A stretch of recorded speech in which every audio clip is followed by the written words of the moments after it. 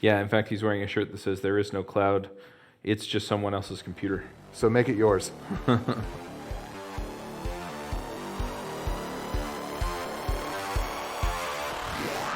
This episode is sponsored by Front-End Masters. Engineers have watched over 2 million hours of Front-End Masters videos to upgrade their skills in the latest best practices in front-end development and Node.js.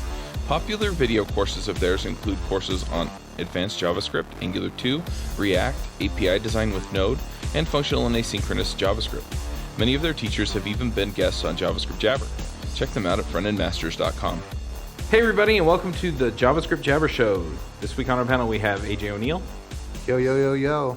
This week I'm trying a new thing. I'm trying to somehow work in my company name into my introduction. So I'm AJ with Daplie, taking back the internet from New York, New York. Awesome. I'm Charles Max Wood from devchat.tv. I'm also in New York City. We're here for Microsoft Connect, and we have Sam Guckenheimer here with us.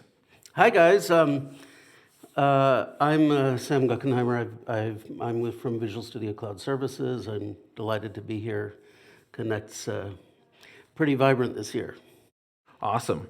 So you work specifically with Visual Studio. Now, is that Visual Studio, Visual Studio Code, Visual Studio Team Services, Visual Studio, the other 3 or 4 that were on the slide? Yeah. So for Mac or for mobile or what have you. So actually, organizationally, I'm in Visual Studio Cloud Services. So, okay.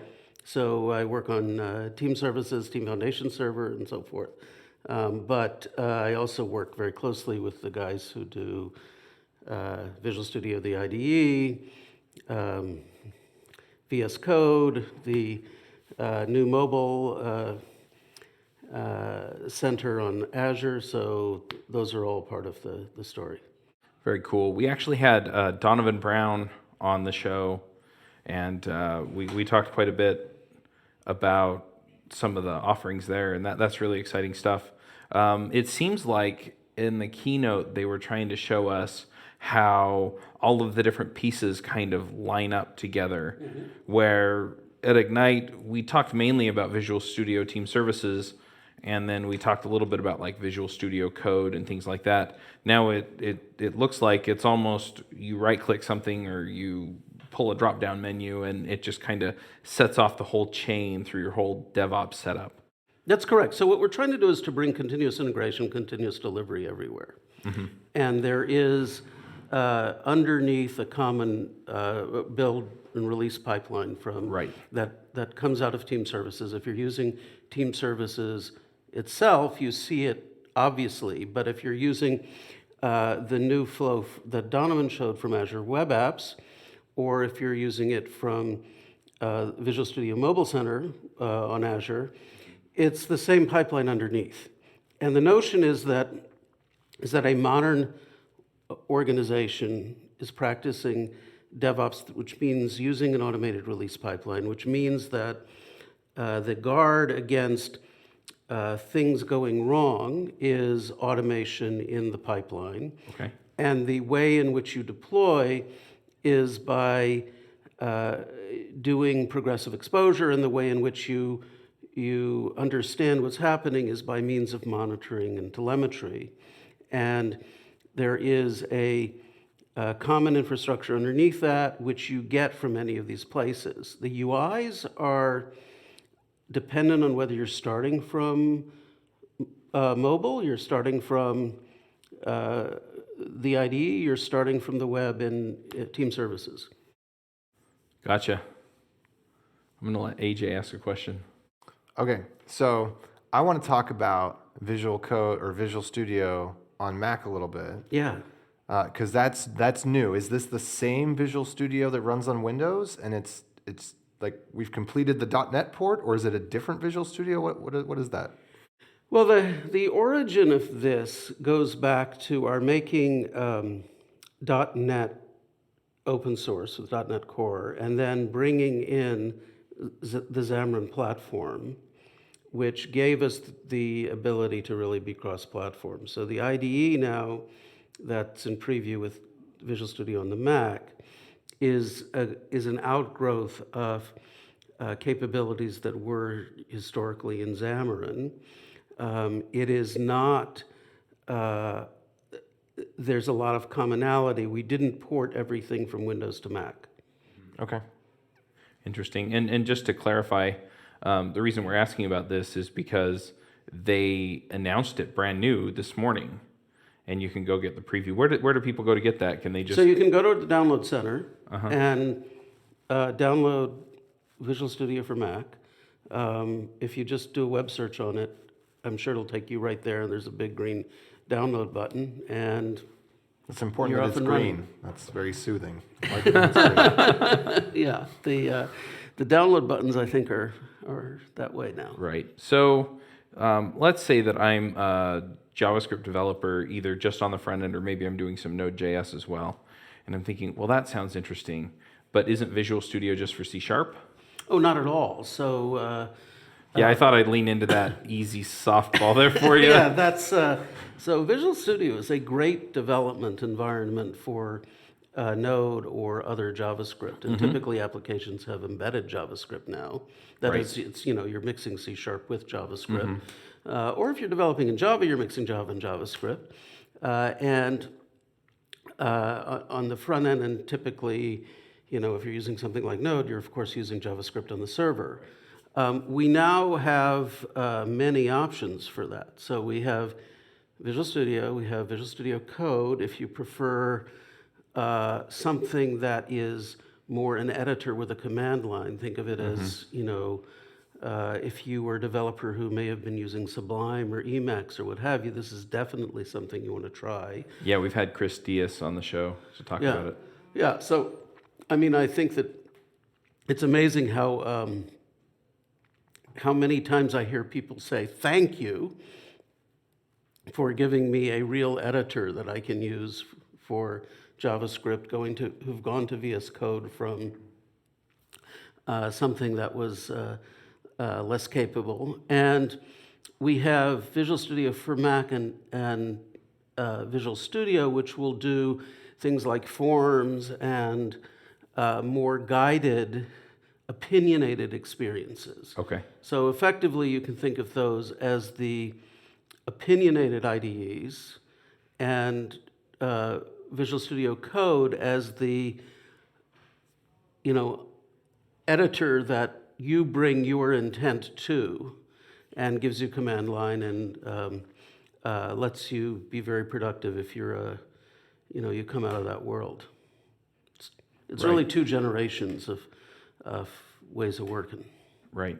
So you download Visual Studio for Mac, you start hacking on some JavaScript, you realize it's a really awesome experience for programmers, and then the thing that really impressed me is that a lot of developers that I know, they're good right up to the point where, oh, now I have to go deploy this thing, right? And so it's either I've got to go set up the server and install Node.js, and I have to make sure all the packages are up to date on Ubuntu or whatever I'm using, and on and on and on and on and on. Or they run into issues where it works on my machine, but for some reason I can't get it to play nice on the server. And it seemed like there were a whole suite of tools there that they showed off that help get you then to that point where what I have working on my machine works up in the cloud. Do you want to talk a little bit about that? Yeah, totally. So one of the things that we showed was a big improvement in container support, both in the IDEs and in the cloud. And I'm just going to put a side note in for our listeners. I know our more experienced people will know this, but our less experienced people might not know. Containers are usually something that you would associate with Docker or similar tools. yeah, so we are using Docker. Okay, Docker is the management platform for containers. These are Docker containers on Linux or Windows. In Azure, there is an Azure Container Service and registry, which gives you a place to have trusted container images. If you're not familiar with containers, you can think of these as the successor to VMs. So virtual machines made it possible to have a handful of virtual machines on one piece of iron on one Right. server. And containers now give you the next layer where you can have many, many, many of those inside a VM. Okay, and then you can choose the level of isolation you'd like. The reason containers are so cool for DevOps is that they're very fast. They're fast to instantiate. They're fast to move. They're lightweight. You describe them in a Docker file, and they and you can get this high density, so you can scale out in a big way using containers, and they're immutable. So in the past, you always had the issue of environment drift. You know, it works on my machine, but we don't get to ship your machine, right? It's got to work over there on that production server. Right. The idea of a container is that the container you are working in as a developer is the container that moves into test, is the container that moves to pre-prod and to prod. The orchestration of many containers that you're working in is what moves, and it's the same environment. The only things you do differently are bind new secrets as you move forward. But this immutability of containers gives you a great way of getting out of that worry of environment drift. And it gives you a great way of working fast. So that's why they've certainly taken off. Now, in the past, it used to be that you needed to know an awful lot of settings to get this pipeline to work. Right. And what we showed is that you can have the pipeline instantiated for you out of Visual Studio or out of Azure Web Services, and it will just be ready.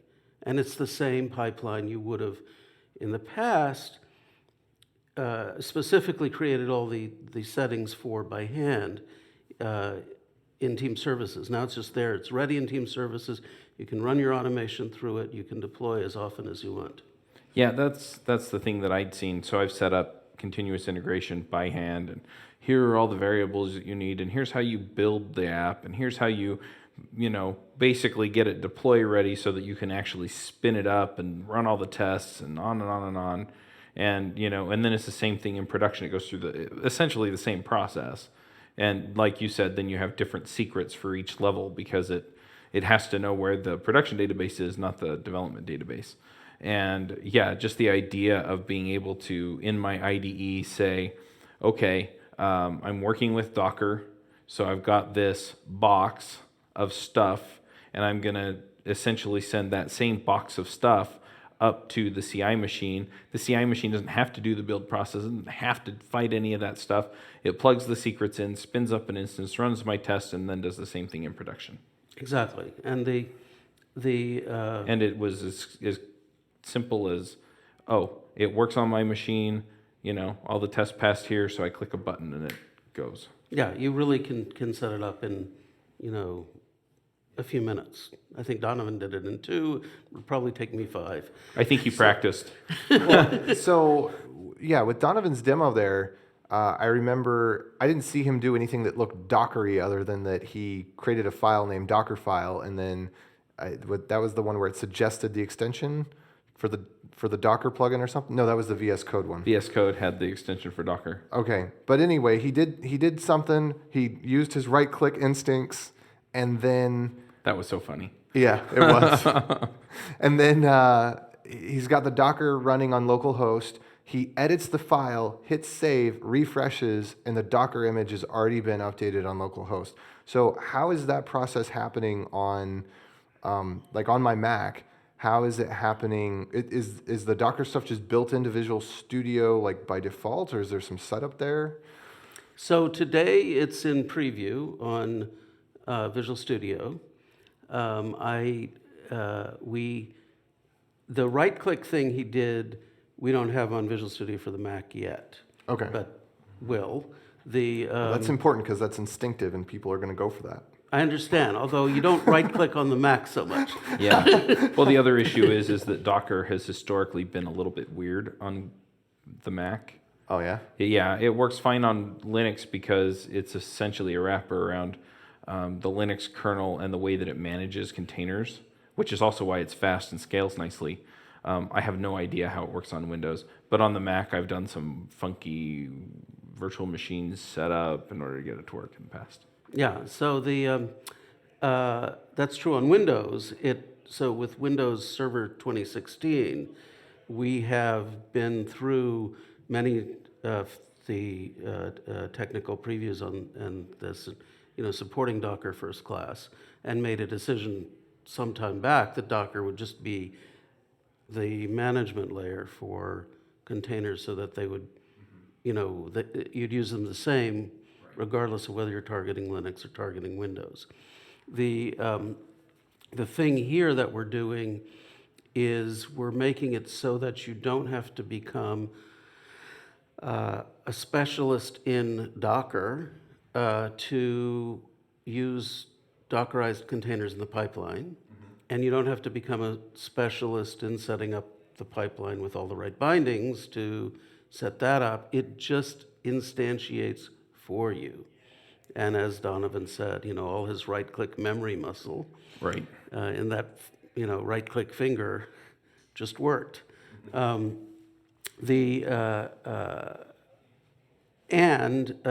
course, if you do want to use all the Docker command lines, they're there in Visual Studio Code and, with IntelliSense, the way Chris showed them, and it just works.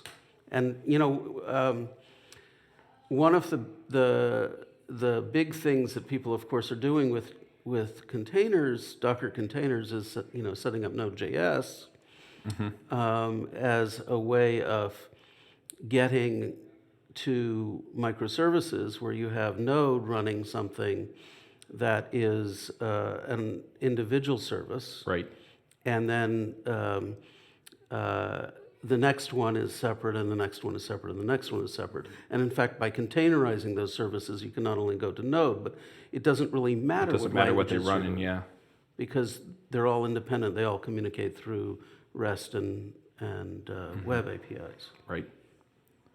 This is where I send subliminal messages about how much I love Ruby. You can use Ruby. Yep. So by all means. Yeah, that was the other thing I was really impressed with is I've worked on systems that essentially were split into separate services.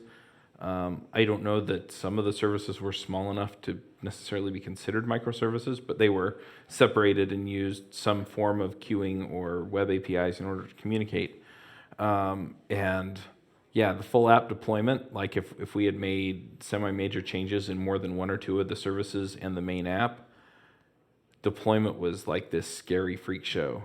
And the fact that the Visual Studio tools actually make that easier too, where it's, hey, all these containers are playing nicely on my machine, and again, they can all ship as a group. That was very, very encouraging to see something like that made so simple. It is, and you can use, so typically people do use groups of containers, and they use orchestration layers, and Azure with a container service supports DCOS from Mesosphere or Kubernetes or Docker Swarm. They're all there, and the pipeline is created for you with Team Services, and you have that both the flexibility and the ease. One of the things about services and microservices is, a very common pattern is that people will go to containers as an intermediate step. So they'll say, what we want to do is to containerize what we've got today and run it in our data center and try it before we refactor, and then gradually start refactoring and carving it from the monolith it is today into a more microservices architecture, or the new things we write will then be in separate containers. And a lot of the appeal of Docker is the ability to do that, to take existing software assets run them in this self-contained container, evolve around the side, and have deployment freedom.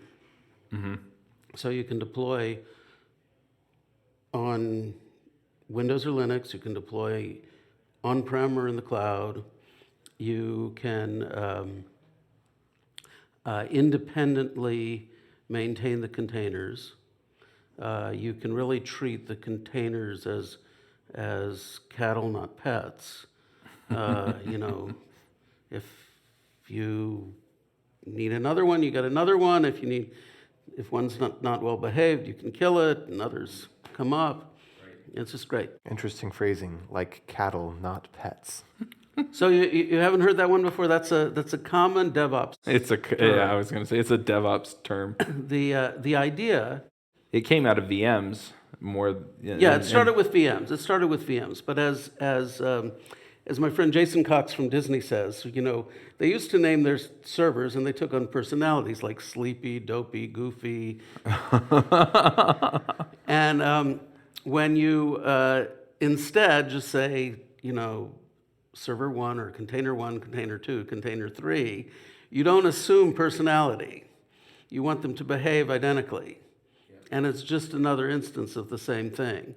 So rather than having these snowflakes that are each unique and therefore hard to maintain and therefore no one knows how to troubleshoot and therefore you get environment drift and therefore it works on your machine but not in prod and so forth, you just create everything fresh. And that was initially the promise of infrastructure as code. It's now gone a step further with the idea of immutability, and containers is the immutable way to move through deployment. I'm sure that the singularity is crying tears when it hears that. They're just numbers. Well, I'm sorry. But that's the idea. The idea is that, you want to be able to spin these up by hundreds or thousands and not have any quirks that are unique and therefore make it hard to troubleshoot. Let's pause for a moment to talk about our sponsor, Taurus. Taurus is a new tool for managing and securing the secret information that allows your app to run. You know the stuff: passwords, API keys, database credentials, all the stuff that gives access to the private stuff that you don't want anybody to touch except for your application in specific ways. Taurus provides a convenient way to store all this information in the cloud, and they can't access it because it's encrypted with material derived from your password, which is never transmitted to their server. So it's secured from them, from everybody else, but accessible to you. This means only the servers, development machines, and applications you've allowed can access the information. So make secrets management headaches a thing of the past, and check out Taurus today. You can find them at devchat.tv/Taurus. That's devchat.tv/TORUS. Well, and the idea of immutability is something that we've been exploring in the programming space for quite some time. Right.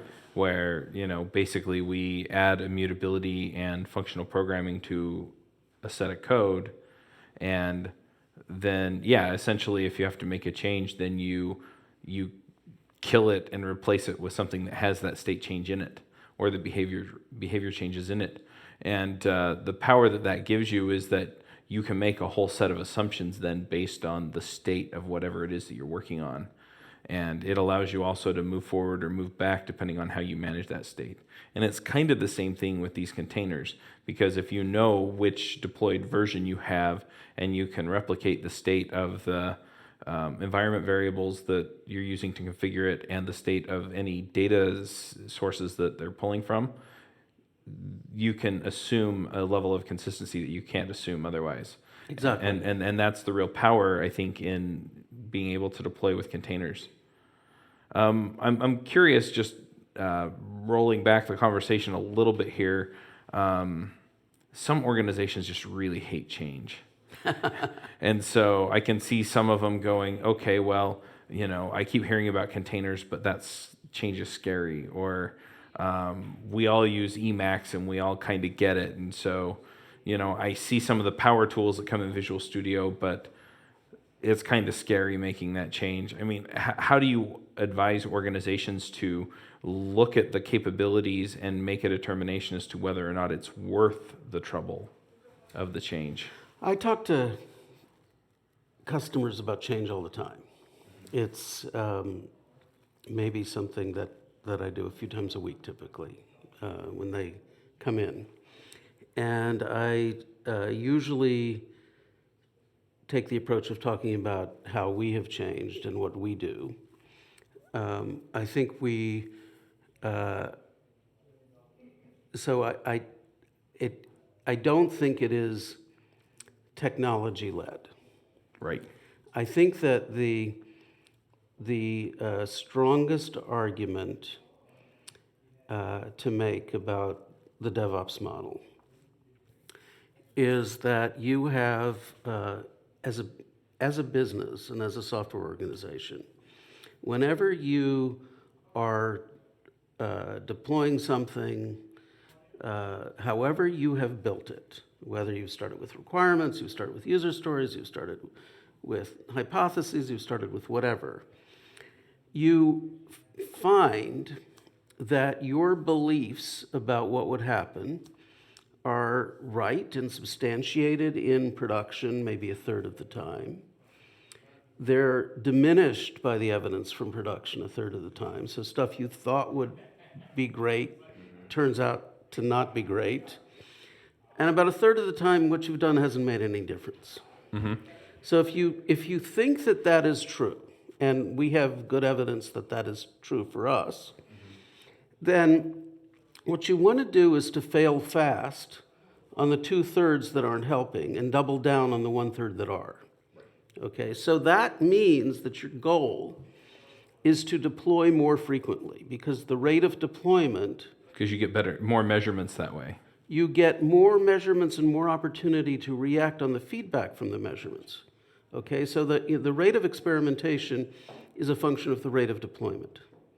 Okay, so you want to optimize for speed. Okay, and by optimizing for speed, you get more opportunities to fail fast and to double down. And by optimizing for speed, you get the benefits of better software for customers, and you get enormous cost savings, it turns out, and you get better security. And there's a marked difference between the high performers there and the average or low performers in terms of what they achieve as business results. Now, that transformation has to be motivated by that desire for improvement. Then the question becomes, okay, so how do we do that? How do we get faster? How do we get better at deployment? How do we get our teams thinking this way? And you end up with a set of practices that have fallen under the DevOps umbrella around the automation of the pipeline, the management of teams, the lean and agile practices, the management of technical debt, the live site culture for managing what is actually deployed in production, and treating it from a perspective, if you build it, you run it. So you disintermediate the development or DevOps team, and you say, the folks who build this need to take responsibility for running it, and you tune all the systems to make that better. Mm-hmm. So you collect better telemetry, you collect more data from production, you collect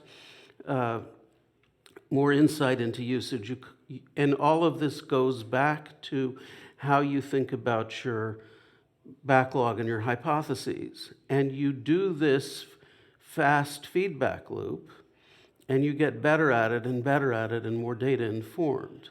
So the transformation comes from the desire to work like that.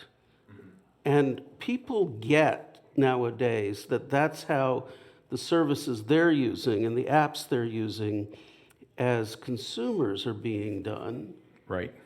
And they want to get their businesses that way.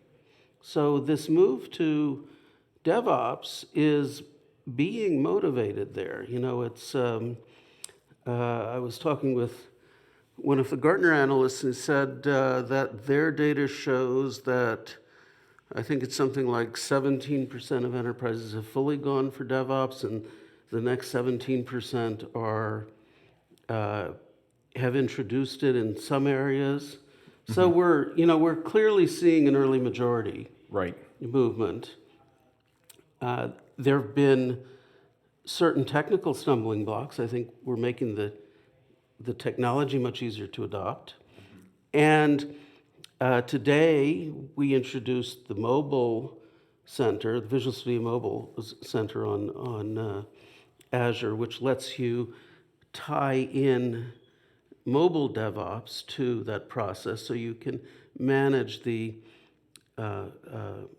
multi-channel heads the same way you do the server side, and with similar quality of telemetry and similar quality of feedback and similar quality of analytics, and you can automate the testing across form factors as part of the release pipeline. So all of those things are combining to make it practical. Yep. It's funny that you bring that up because we're here with the mobile podcast on the network, but we're a JavaScript show. And the thing that I think is so interesting is you bring up the mobile center, and I was like, oh, this is the JavaScript show. And then it occurred to me that about half of the JavaScript developers I talk to have at least tried or played with or have built apps with JavaScript on the mobile. And your mobile center works with React Native or NativeScript or Cordova or whatever else, as well as with Xamarin and Swift and Objective-C and Java. Exactly. One of the things, we have this saying, any app, any developer, any platform. And the any's are things we take to heart. So everything we do, we build for extensibility and API first. And we don't assume that you're swallowing the elephant whole. We assume that you're taking it in slices, and that if you are an organization with existing software and existing practices, you're going to move stepwise to improve, and you're going to measure the benefit of those steps as you go. So we don't say throw everything out, just like we, say don't throw out your Java, don't throw out your Linux, what have you. You can work with that. JavaScript is heavily used. React is really important for going to a class of apps for these things. And if you want certain apps to be native, we have Xamarin. So both are real, and we don't block you because of the technology choice from having a suitable pipeline, which automates your testing, automates your telemetry, automates your feedback. So you keep on saying the word telemetry. I don't know if that's well defined for our listeners. Will you explain that a little bit? Sure. So by telemetry, I mean the instrumentation that collects data from production and gives you things like insights about production performance, about server logs, about crashes, about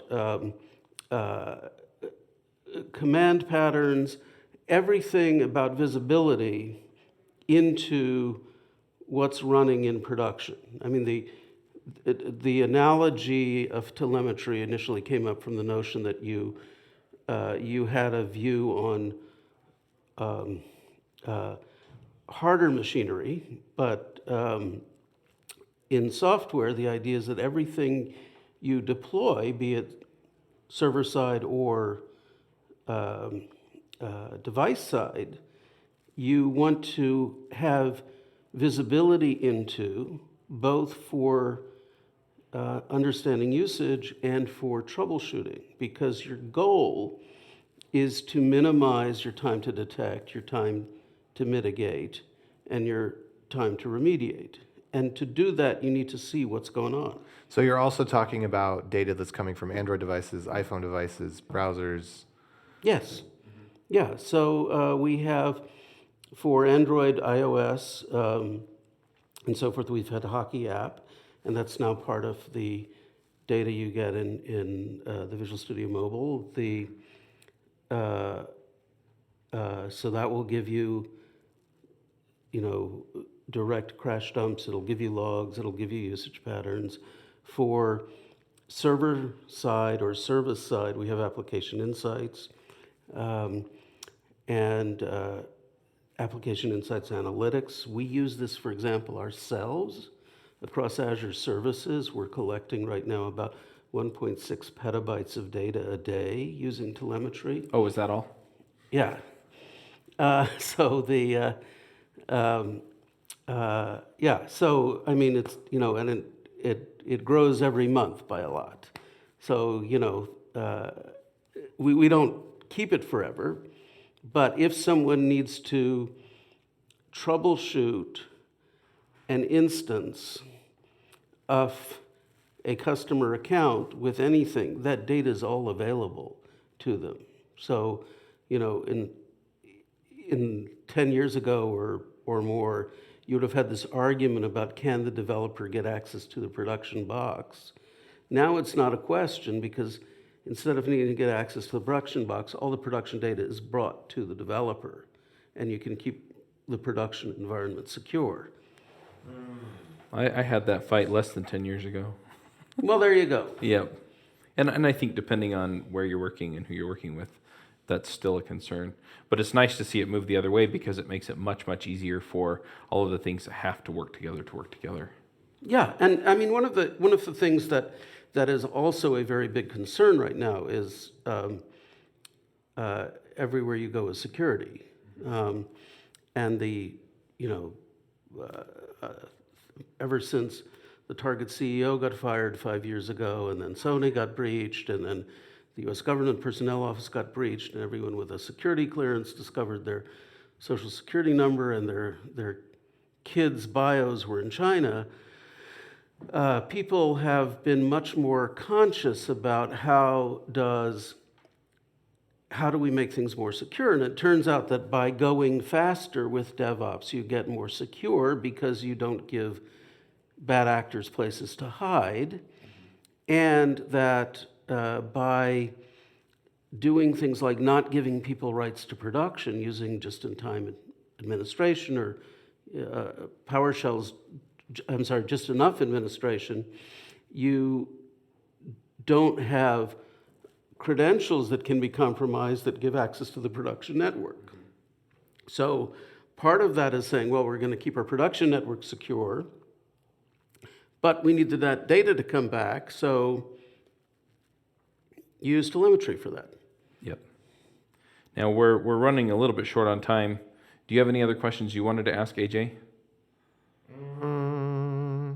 Well, there's one thing, might be a little off topic, but I remember seeing a demo today where there was basically a instinctive right-click to open up what basically looked like Chrome web developer tools, but it was for some XML stuff in Xamarin, I think. That could have been. So we have web developer tools both on the Mac and on... It wasn't web developer tools, though. It was like looking at Xamarin code. Oh, the XAML? Yeah, but it was like... that's correct. So it looked like it was HTML, except it obviously wasn't. And it was like live updating. I mean, it looked like as simple as a web experience, but it was for something mobile. That's correct. It was for Xamarin Forms that give you the native UI on Android and iOS. And is that also on Mac, in Visual Studio for Mac? Yes, absolutely. Okay. Absolutely. So you can do that from either platform. If you're using Visual Studio for Mac, you've got that. If you're using the Xamarin mobile tools inside Visual Studio on Windows laptop, you've got that too. So, yeah, totally. Okay. Very cool. I was just curious about what that was. Yeah, Right. it's so you've got that kind of free flow thing, but also for native now. Nice. Let's take a break from this episode and really quickly talk about finding a job. You know, searching for a job can feel stressful, scary, and time-consuming. Pushy recruiters try to sell you on roles you don't actually want, and the job boards make you feel like you're throwing your resume into a black hole, never to be seen again. And sometimes you go all the way through an interview process just to find out that the very end that the salary offer or company culture doesn't match what you're looking for. Well, there's a solution. Hired.com is the world's most intelligent talent matching platform for full-time and contract opportunities. They make the job search faster, focused, and stress-free instead of endlessly applying to companies and hoping for the best. Hired puts you in control of how and when you connect with compelling opportunities. And after completing one simple application, top employers apply to you. And the best part is that you get money. That's right. They pay you if you get a job through them. Listeners to this show can earn double their normal hiring bonus by signing up with the show's link. That's right. You get $2,000 instead of $1,000. So go sign up at hired.com/JavaScriptJabber. Well, one thing we do at the end of the shows, I'm going to start wrapping up here because I don't know if somebody else needs this room at 3. One thing that we do at the end of the shows is we do things called picks. And it can be a tool, it can be a technology, it can be a TV show or music or just anything you feel like kind of made your life better in the recent past. I'm going to have AJ and I go first to kind of give you an idea of how we do this, and then you can go ahead and shout out about whatever you want. So AJ, do you have some picks for us? So I'm going to do self-picks. Go for it. Because, our company, Daplie, things have been going well. We're on Wefunder with crowd equity. So if you believe in our mission of taking back the internet and you'd like to actually become part of the company, we're on wefunder.com/Daplie, which is Daplie. And for as little as $100, you can actually become part owner and contribute to that vision of the future. And we also have a campaign that's probably still going on Indiegogo by the time this airs, where you can pre-order our product.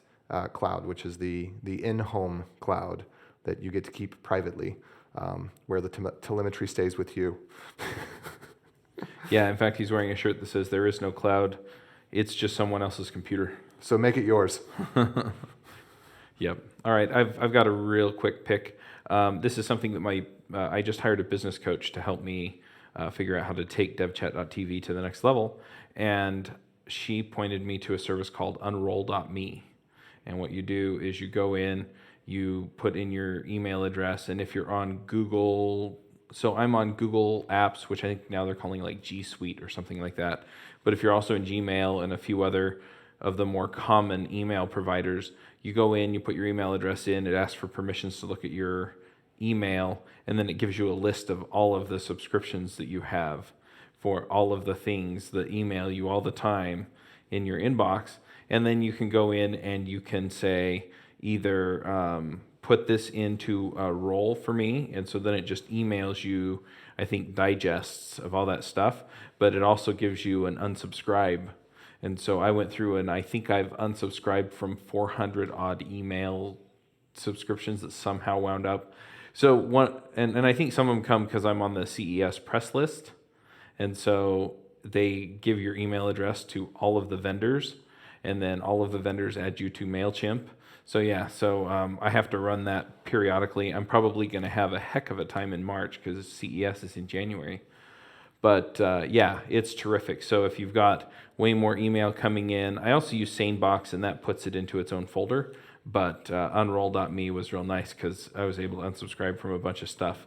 The only issue I had with it was that the email service that I use called Drip, if somebody replies to one of the emails that I send out, that has their unsubscribe link in it. And so I can't click unsubscribe for those emails, or I'll wind up unsubscribing my subscribers. And those are the people I love because they're actually emailing me back. So I had to be a little bit careful with that, but you're probably not in that situation. So if you find you're getting a lot of newsletters and some from folks you don't want to get them from, try unroll.me and get rid of them. I am in that situation, so that's a great tip. Yep. What's been saving me recently is the focused inbox on Outlook now, which filters all the, subscription stuff off into another. Yeah, this looks important. Look at this. Is that kind of what it does? So it leaves the things that are really to me in the focused set, and then in the other set it has all of the newsletters and spams and what have you. Gotcha. And it's a read it later thing. So I'd call that out. In terms of tools, something that I'd call out is a partner we have now in the marketplace called WhiteSource, very relevant for the JavaScript discussion, because they help you set up a rugged CI pipeline by scanning the components you're consuming and reusing. Okay. And it is fast enough that it doesn't interfere with your CI, and it's accurate enough that you get great information on vulnerabilities you're reusing and didn't know about, and they notify you whenever something new is discovered. So that's a great new marketplace partner. Nice. Now I'm going to ask one more question, and that's because AJ asked Andrew and I last night, and that is, have you seen any good movies lately? Seen any good movies lately? Well, I saw the. I was intrigued by Girl on the Train. I thought I hadn't read the book. My wife had, and so I think she enjoyed the movie less than I did. But I couldn't figure out what was going on, and I thought it was an incredible portrayal. I was, really kind of sucked in by the plot on that one. I've been reading John Le Carre's Pigeon Tunnel, which is his memoir, and there's a wonderful chapter in there about his best movies were the ones that never got made. Uh-huh. And he goes through all these sequences he had with different directors who said, Sidney Pollack, Kubrick, and said, let's make a movie about this book. And then it doesn't happen. Right. Makes sense. Yeah, both the success and the failure and the execution, aren't they? Yeah, and it is a great set of stories about not failing fast. Mm-hmm. Yep. And getting suckered. Awesome. All right, well, we'll go ahead and wrap the show up. But before we do, if people want to follow you on Twitter or see what you're working on, or if you have a blog or anything Sure. like that, how do they find you? So I'm at Sam Guckenheimer, SamGuckenheimer. And I blog or post stuff at aka.ms/devops. You can also look up DevOps at Microsoft. Sounds good. Well, thank you so much for talking to us. This was a lot of fun. And hopefully we bent your brain in a new way and you enjoyed the show. Thanks a lot. So since no one's knocking at the door, I do have another question that I'd like to ask about. So the story for deploying to Azure sounds like super smooth and way awesome, and I love the demos today. But as we were talking about Docker, I started thinking, like, if I wanted to do a deployment, like hook in a deployment to, say, a server in my house, like a Raspberry Pi, is that something that I could, like, change the URL from an Azure API to some other API, or how does that deployment work? Is that a you basically plugin, change or? the endpoint. Okay. So everything that you saw goes into what is called a build or release definition in Team Services. Okay, and that is a set of tasks, and those tasks have parameters like the endpoint to which you're deploying, and you just change those. And that gives you that targeting independence, so you can choose where you want to go. So if I'm like on an intranet, not connected to the internet, and I want to deploy from my Mac to some box that's sitting next to me, I can run some software on that box that enables it to receive a Docker container. Yeah, so if you're running not on the internet, you would, in our world, be using Team Foundation Server, which has so Donovan was demoing off of the SaaS version, Visual Studio Team Services. We update that all the time. And there's a there's a features timeline page that shows you all of that. And then we update the on-prem TFS that you can install roughly quarterly with the same capabilities. So today, what he showed is on Team Services. It'll be on TFS shortly. So one thing that I'm wondering about, though, is it seems like if, let's say that I have containers that, again, we're in the IoT space, so people have these machines behind their router, so they're not directly sitting on the internet where I can go poke it with SSH and say, here's your thing. So if I want to update those machines behind what is essentially a firewall or a NAT or something, and I'm updating the containers from my machine, so I just push that up to Team Services. That's all fine, runs through continuous integration. It's set up for continuous deployment, but yeah, I can't reach through somebody's router and say, here it is. Is there a way for it to pull those or to check periodically and get those updates? Or how would you manage something like that? Well, so this is the pattern varies depending on how you're doing IoT. If you do not have IP connectivity to a device, you obviously can't deploy to that device. Right, you can't push to it. But you can have an agent on it that pulls from a location. And that is a frequent pattern where you would stage something at the edge of that device ring, and you would then have them pull that update from there. Gotcha. You also have the pattern often where you have secure systems which have a defined maintenance window, so they will pull when they are allowed to connect externally. Right. And they need a secure routing, and it's only at a certain time. Security systems, factory automation, what have you. Cars, you don't want updating while they're driving typically.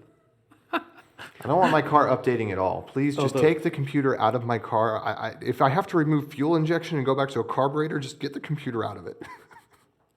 Although there was a fantastic demo at DockerCon this year, so the closing demo had a flying drone on the stage, and the drone software is running in Docker containers, and they did a blue-green deployment to the flying drone. So you have green deployment is what's running, and then you deploy the blue version, and then you shift control over to the blue version. Oh, okay. So they were deploying in flight and switching control on the flying drone. That's cool. It was very impressive. That's cool. Had a little daring, maybe, if you had a live audience? It was in front of a live audience, and it was a little daring, but it certainly demonstrated the idea of microservices in containers as a realistic thing, and being able to flip control during flight was pretty dramatic. Well, I think that, conceptually, for example, Haproxy, you can do that sort of thing. And, I mean, this is... It's like a VIP swap, yeah. Yeah.